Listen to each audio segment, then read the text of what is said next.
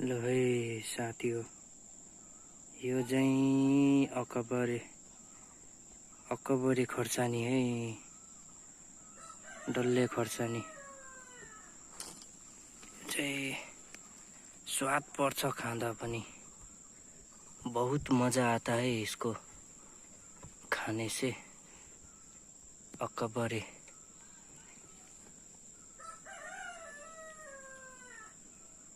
ल है साथी हो, सरी अकबरे यो सबै यो अर्ग्यानिक प्रकारले हामीले रोपेको छ।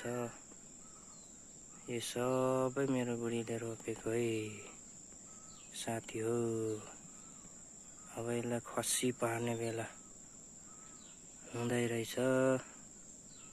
ल है यस्तो छ है अकबरे।